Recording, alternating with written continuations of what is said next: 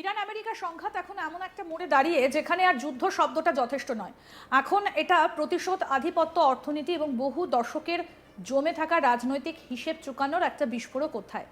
সোমবার টেলিভিশনে ইরানের শীর্ষ সামরিক উপদেষ্টা মোহসেন রেজাই যে ভাষণ দিলেন তার শুধু একটা বক্তব্য নয়, এটা ছিল এক ধরনের যুদ্ধ ঘোষণা, যেখানে স্পষ্ট করে বলা হলো ক্ষতিপূরণ, নিষেধাজ্ঞা প্রত্যাহার এবং ভবিষ্যতের নিশ্চয়তা না পেলে এই যুদ্ধ থামবে না। এই একটা বাক্যের মধ্যে লুকিয়ে আছে বর্তমান সংকটের গভীরতা। কারণ সাধারণত যুদ্ধের শেষে যে শব্দগুলো শোনা যায়, যেমন যুদ্ধবিরতি, শান্তি আলোচনা, মধ্যস্থতা, এখানে সেগুলো নেই। এখানে আছে হিসেব চুকানো। রেজাই যখন বলেন এবার চোখের বদলে চোখ নয়, মাথার বদলে মাথা, তখন সেটা শুধু রাগের প্রকাশ নয়, বরং একটা নতুন কৌশলগত নীতির ঘোষণা। এর মানে ইরান এই সংঘাতকে সীমাবদ্ধ রাখতে চায় না, বরং একে এমন একটা জায়গায় নিয়ে যেতে চায় যেখানে প্রতিপক্ষ সম্পূর্ণভাবে পিছিয়ে যেতে বাধ্য হবে। এই অবস্থানকে আরো জটিল করে তুলেছে ডোনাল্ড ট্রাম্পের বক্তব্য। তিনি দাবি করছেন ইরান নাকি আলোচনায় আগ্রহী, ডিল করতে চায়। তার ভাষায়, আমেরিকার দূত স্টিভ উইটকফ এবং জ্যারেড কুশনার ইতিমধ্যে ইরানের এক নেতার সঙ্গে কথা বলেছেন। কিন্তু এখানেই প্রশ্ন উঠছে, এই দুই বিবৃতি একসঙ্গে সত্যি হতে পারে কি? একদিকে ইরান বলছে যুদ্ধ চলবে, অন্যদিকে আমেরিকা বলছে আলোচনা এগোচ্ছে। এই দ্বৈততা আসলে কূটনৈতিক ধোঁয়াশা নয়, বরং ক্ষমতার খেলায় ইচ্ছাকৃত বিভ্রান্তি। আর এই বিভ্রান্তির মধ্যে রেজাই যে বিস্ফোরক দাবি করেছেন তা পুরো খেলাটাকে অন্যদিকে ঘুরিয়ে দেয়। তিনি বলেন যুদ্ধ আসলে অনেকটাই শেষ হয়ে গিয়েছিল, আমেরিকা নাকি যুদ্ধবিরতিতে রাজি হয়ে পড়েছিল, কিন্তু বেঞ্জামিন নেতানিয়াহু সেই প্রক্রিয়াকে আটকে দেন। যদি এই দাবি সত্যি হয় তাহলে এর মানে দাঁড়ায় এই যুদ্ধের সুতো কেবল ওয়াশিংটনের হাতে নেই, তেল আভিবের হাতেও রয়েছে, এবং সেই সুতো টানাটানির মধ্যেই আগুন জ্বলতে থাকছে গোটা মধ্যপ্রাচ্যে। এই পরিস্থিতিকে বোঝার জন্য আমাদের আরও পেছনে যেতে হবে। রেজাই নিজে বলেছেন এটা ৩৩ দিনের যুদ্ধ নয়, এটা ৩৩ বছরের লড়াই। এই একটা লাইনই পুরো ইতিহাসকে সামনে নিয়ে আসে। ইরান আমেরিকা সম্পর্কে টানাপোড়েন, নিষেধাজ্ঞা, পারমাণবিক চুক্তি, গোপন অপারেশন, সব কিছুর যোগফল এই বর্তমান সংঘাত।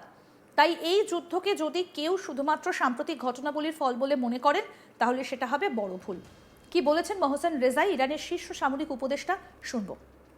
تا گرفتن همه خسارات ما، تا برداشتن همه تحریم‌های اقتصادی و تا گرفتن یه تضمین حقوقی بین المللی در عدم مداخله ایران در عدم مداخله آمریکا در مسائل ایران، این جنگ ادامه داره. و توضیح میدم چرا ما چنین تصمیمی گرفته شده، هم ملت ما، هم رهبر ما، هم نیروهای مسلح. من در مصاحبه خواهم گفت که بحث ما با آمریکا فقط جنگ 12 روزه و جنگ رمضانه یا نه یه ماجرای 47 ساله است که همینجا دیگه ما باید پایان بدیم به این مسئله। কিন্তু এই যুদ্ধের সবথেকে বড় বাস্তবতা হলো এটা শুধু মিসাইল আর ড্রোনের লড়াই নয়, এটা অর্থনীতির যুদ্ধ। এবং সেই যুদ্ধের প্রথম বড় শিকার ইউরোপ। রাশিয়া ইউক্রেন যুদ্ধের সময় যে জ্বালানি সংকট ইউরোপকে কাঁপিয়ে দিয়েছিল সেই স্মৃতি এখনো তাজা। এখন আবার তেলের দাম বাড়ছে, গ্যাসের দাম বাড়ছে এবং সেই সঙ্গে বাড়ছে মুদ্রাস্ফীতি।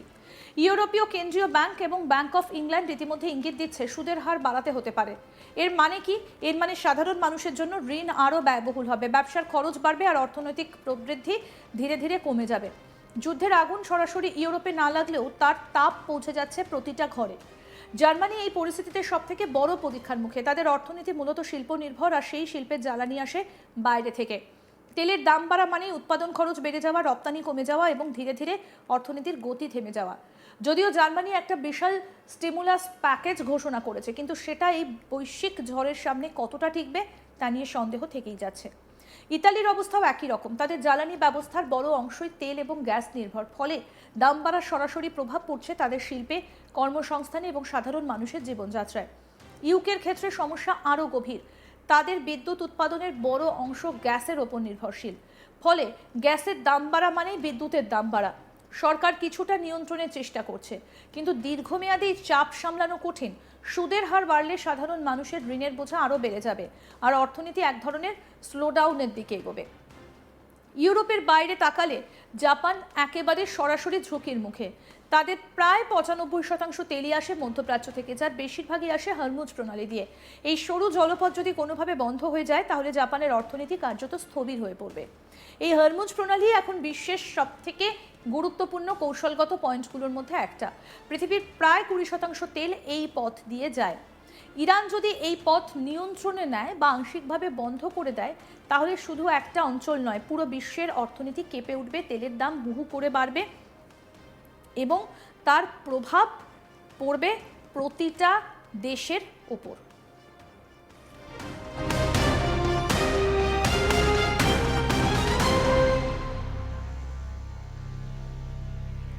এই ধাক্কা সবচেয়ে বেশি অনুভব করছে ভারত।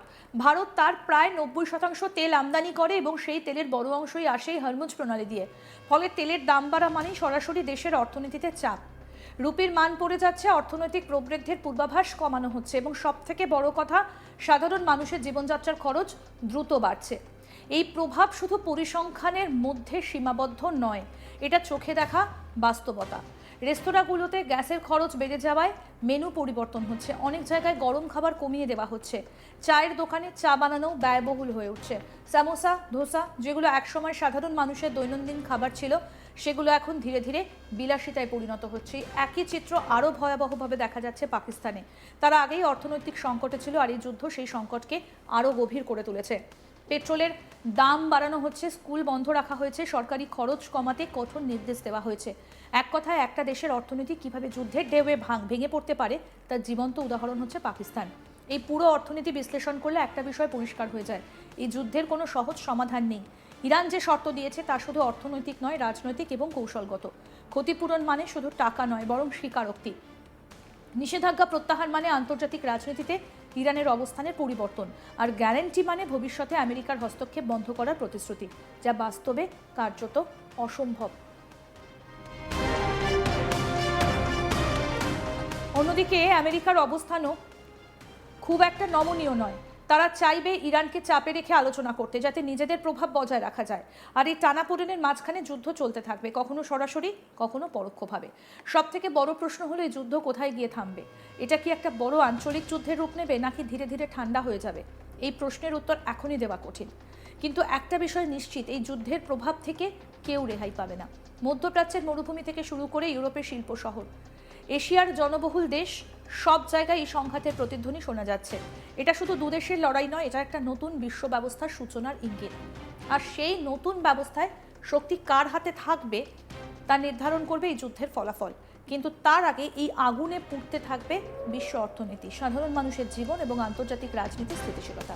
এই বাস্তবতাই আজকের সবচেয়ে বড় এবং সবচেয়ে কঠিন সত্য।